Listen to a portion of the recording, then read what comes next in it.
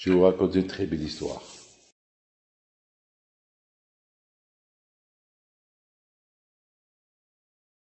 Que Akash Baruch Hu, il vous donne bracha ve'atzlacha ken ratson. Il y a mon ami Gilbert Benamou, il m'a raconté une très belle histoire à Miami cette semaine.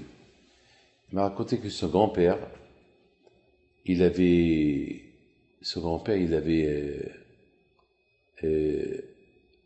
un ami qui devait partir à Genève. Alors il lui dit, alors tu vas à Genève, tu peux me faire un service? Il a dit, oui, ce que tu veux. Alors le grand-père de Gilbert Benamou lui dit, lorsque tu vas à Genève, et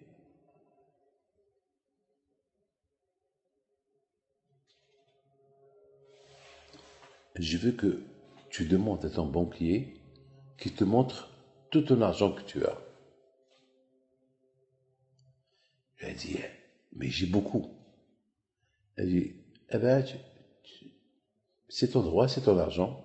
Tu lui dis, je veux voir mon argent. À l'époque, c'est pas comme aujourd'hui, tout est en billets. Aujourd'hui, tout est en. Il y a aujourd'hui plus d'argent. Aujourd'hui, tout c'est des calculs. Tout c'est en informatique. Aujourd'hui, tu vas à la banque, tu lui dis, je veux $1 million en espèces, ils ne te donnent pas. Eux-mêmes, ils n'ont pas. Ils vont te donner des papiers, c'est tout. Ou bien, tu fais des virements. C'est plus comme avant aujourd'hui. Mais à l'époque, chacun, il avait son argent caché. Donc, je dis, mais pourquoi tu veux que je fasse ça? Il dit, après, je te dis. À ton retour, je te dis. Donc, finalement, à son retour, le grand-père de Gilbert, il le rencontre. Alors que j'avais, tout de suite, il a commencé à pleurer. Il dit, pourquoi tu pleures? Il dit, parce que j'ai fait ce que tu m'as dit de faire. Je suis parti à la banque et j'ai demandé, j'aurais dit que demain, je vais venir à telle et telle heure et je veux me donner une chambre à la banque et je veux voir tout mon argent. Donc le lendemain, je suis parti, on m'a préparé une chambre, il y avait plein d'argent, mon argent. Et là, j'ai commencé à voir et j'ai commencé à pleurer. C'est une histoire véridique qui me raconte Gilbert, que son père lui a raconté, qu'il est côté de son père. Alors l'autre lui dit, pourquoi tu pleurais? Il dit, lorsque j'ai vu cette montagne d'argent, je me suis dit, toute ma vie j'ai travaillé pour ça. Qu'est-ce que je vais faire avec tout ça?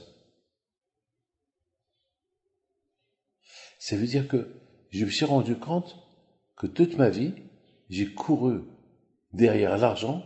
Voilà, ils sont là. J'ai 70 ans. Et qu'est-ce que je vais faire avec tout ça? Je suis arrivé à un point de vérité. Vous savez, et c'est ça ce que Hachamim me disent. Dans l'histoire, ils se terminent que finalement la personne, elle court derrière.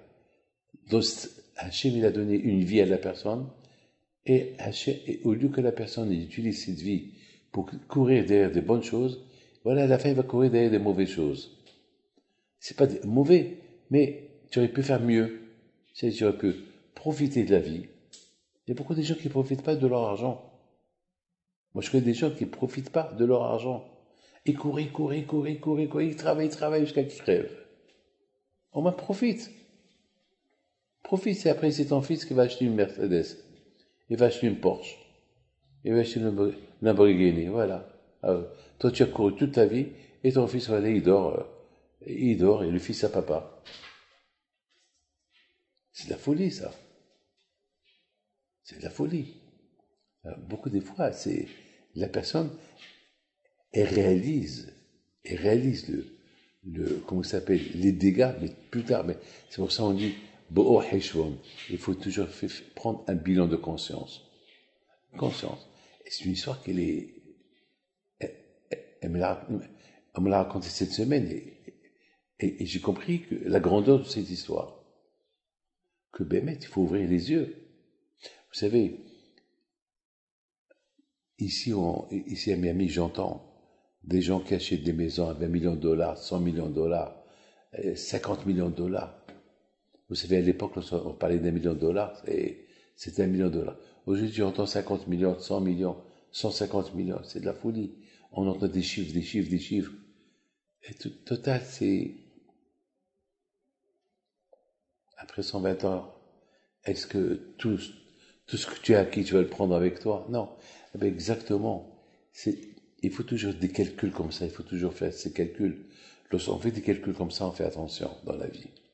Mais lorsqu'on ne fait pas des calculs, des vrais calculs, on peut perdre le sens de la vie. On ne peut pas perdre le sens de la vie.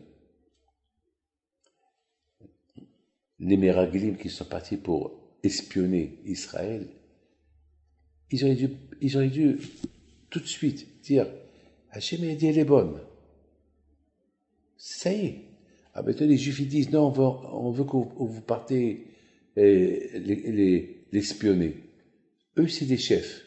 Vous savez toujours le peuple, il écoute son chef, ou pas. Et ils disent non. Alors les chefs ils vont dire nous on écoute notre chef. Et c'est que notre chef c'est Hachem. J'ai été émerveillé hier. Beaucoup de fois dans ma vie, ça m'arrive. Je dis lorsque quelqu'un a un problème, je dis, Ezat Hachem n'est pas partout, tout va y aller. Le fait que je lui dise ces phrases-là, dans sa tête, ça y est, c'est fini. Ça y est, il dit, Rabbi David a dit ça. Ah, moi, je suis zéro, moi-même, ce que je dis, je le dis, mais c'est Akadosh Baruch Hu, finalement, qui décide. C'est Akadosh Baruch Hu qui décide. C'est Hachem qui décide. Mais il y a la émouna. Il y a la émouna. Un homme, dans la vie, il doit toujours calculer, réfléchir, avant de faire n'importe quoi. Et lorsqu'on réfléchit, on réussit. Et quand par exemple, on a vu Korah, lui aussi, il a fauté. Et lui aussi, il avait des raisons pourquoi il a fait la révolution. Il voulait s'agrandir. Il avait envie d'être Kohen Gadol. Mais réfléchis, Hachem t'a pas choisi.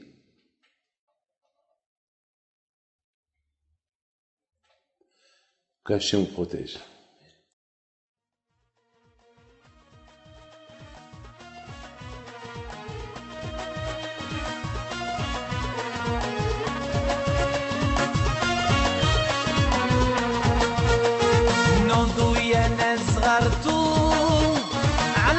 حيم بنتو وقف لنا زي خوتو يا وز خوتش